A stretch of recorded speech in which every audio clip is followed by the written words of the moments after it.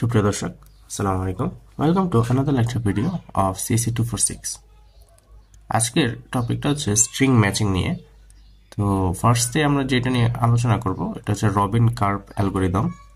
So Robin curve algorithm solve করতে হলে সবার আগে আমাকে যেটা দরকার সেটা হচ্ছে একটা হ্যাশ কোড। অর্থাৎ আমাদেরকে বিভিন্ন স্ট্রিং দেওয়া থাকতে পারে। সো স্ট্রিং এর প্রত্যেকটা ইন্ডিভিজুয়াল ক্যারেক্টারের জন্য আমাদেরকে একটা হ্যাশ কোড দিয়ে দেওয়া থাকবে। আদারওয়াইজ যদি হ্যাশ কোড দেওয়া না থাকে তাহলে আমাদের নিজেদেরই হ্যাশ কোড ধরে নিয়ে কাজ করতে হবে। সো পরবর্তী যেটা রবিন কার্ভে মোস্ট ইম্পর্ট্যান্ট, এটা হচ্ছে both pattern and code needs to be matched. অর্থাৎ শুধু হ্যাশ কোড মিলে গেলেই যে আমাদের প্রবলেমটা সলভ হয়ে যাবে জিনিসটা এরকম না, আমাদেরকে প্যাটার্নটাও ম্যাচ করতে হবে। তো এখানে একটা কোয়েশ্চেন দেওয়া আছে যে টি নামক একটা স্ট্রিং আছে যেখানে বিভিন্ন ক্যারেক্টার দেওয়া আছে। এর মধ্যে আমাকে একটা প্যাটার্ন দেওয়া আছে DBA। তো আমাকে যেটা করতে হবে, যেহেতু আমাকে এখানে কোনো ধরনের হ্যাশ কোড দেওয়া নাই, আমি ধরে নিব হ্যাশ কোড এর ভ্যালু আমি ধরে নিলাম 1, বির ভ্যালু 2, সি হবে আমার 3, ডি হবে আমার 4। যেহেতু আমার হাইয়েস্ট ডি পর্যন্ত আছে তাই আমি ডি পর্যন্তই ধরে নিছি। ওকে, তাহলে সবার প্রথমে আমাকে যেটা করতে হবে, আমাকে প্রথমে এই তিনটা নিয়ে কাজ করতে হবে। যেহেতু আমার স্ট্রিং এর প্যাটার্ন লেংথ হচ্ছে 3, তাই আমাকে 3 নিয়ে ফার্স্টে কাজ করতে হবে। তাহলে তখন when s equal to 0, অর্থাৎ আমি 0 থেকে শুরু করতেছি, বা আপনারা চাইলে এটাকে আমরা 1 দিয়ে করি তাহলে জিনিসটা ইজি হবে। 1 2 3 4 5 6 7 8 9 10 11, তাহলে 1 থেকে 11 পর্যন্ত আছে। তাহলে স্ট্রিং যখন 1, তাহলে 1 থেকে 3 পর্যন্ত আমরা চেক করব। তাহলে দেখি তো আমার ভ্যালু কত আসে। সির জন্য আসে 3, সির জন্য আসে 3, এর জন্য আসে 1, which is equal to 7। আমি যদি প্যাটার্নেরটাও চিন্তা করে দেখি, প্যাটার্নের আমার হ্যাশ কোডের কত আসে 4 plus 2 plus 1, which is also 7। কিন্তু আমার স্ট্রিং এর লেংথের ভ্যালু বা হ্যাশ কোডের ভ্যালু 7 আসছে, আবার প্যাটার্নের হ্যাশ কোডের ভ্যালু 7 আসছে।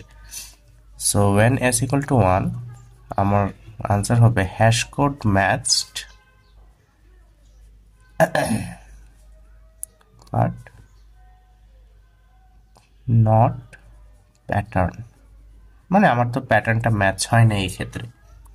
অলরাইট, তাহলে S2 এর জন্য আমি চেক করব s equal to 2। তখন কি হবে, তখন আমি এইটা থেকে শুরু করব। সো CAC এর জন্য কি হবে, CAC এর জন্য হবে হচ্ছে again 7। সো এখানেও hash code matched but not pattern. তাহলে এটার বারবার না লিখে আমি জাস্ট ইকুয়াল ইকুয়াল ইকুয়াল দিয়ে দিই। তারপরে আমি এখন s equal to 3 এর জন্য চেক করব। s equal to 3 এর জন্য হচ্ছে আমার ACC, এই ক্ষেত্রেও same hash code matched but not pattern. তারপরে s equal to 4 এর জন্য যদি আমরা একটু চেক করি,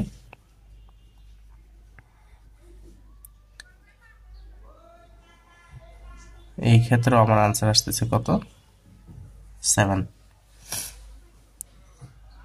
তাহলে এই ক্ষেত্রে আমার ম্যাচ হচ্ছে না। s equal to 5 এর জন্য কত হবে এটা যদি চেক করি, আমি এখানে টা বাদ দিছি, তাহলে হবে হচ্ছে আমার 5। অলরাইট, তাহলে s equal to 5 এর জন্য কত হবে 1 2 3 4 5, তাহলে এখান থেকে 3 ঘর যাবে CAA। রাইট, ওকে, CAA এর জন্য চেক করব হচ্ছে 1 2 3 4 5, CAA হচ্ছে আপনার 3AA, which is 5। সো এখানে hash code didn't match. Hash code match না হলে তো আমার প্যাটার্ন জীবনে ম্যাচ হবে না। ওকে, তাহলে আমি যদি এটাকে s equal to 6 7 এরকম করে পার্টিকুলারলি যেতে থাকি, তাহলে এক পর্যায়ে দেখা যাবে আমি ডাইরেক্টলি যদি লেখা ট্রাই করি তাহলে s equal to 1 2 3 4 5 6 7 8 s equal to যখন 9 হবে, রাইট? s ইকুয়াল টু যখন 9 হবে তখন কিন্তু আমার প্যাটার্নের সাথে কি হবে, ম্যাচ হয়ে যাবে। প্যাটার্নের সাথে যখন ম্যাচ হয়ে যাবে সো তখন হ্যাশ কোডও ম্যাচ হয়ে যায়। Hash code matched pattern also matched. So এখানে মূলত রবিন কার্ভ দিয়ে আমরা জেনারেট করতে পারি যে এক্স্যাক্টলি কোথা থেকে কোথায় আমার প্যাটার্নটা ম্যাচ হচ্ছে। তাই যখন আমার স্ট্রিং এর ভ্যালিউ বা স্ট্রিংটাকে ইন্ডেক্স যখন 9 হবে তখন কিন্তু দেখা যেতেছে যে আমার প্যাটার্নের সাথে স্ট্রিং এর প্যাটার্নটা মিলে যাচ্ছে। So this is all about Robin curve. Robin কার্ভটা আসলে খুবই ইজি একটা অ্যালগোরিদম। এটাও একটা ডাইনামিক প্রোগ্রামিং এর ভিতরেই পড়ে, কারণ এখানে হচ্ছে প্রতিবার আমরা ব্যাক ট্র্যাকিং করতে পারি, কারণ আমরা এখান থেকে শুরু করছি, আবার কিন্তু আমি এই সেকেন্ড ইন্ডেক্স থেকে আবার শুরু করতেছি। ওকে ওকে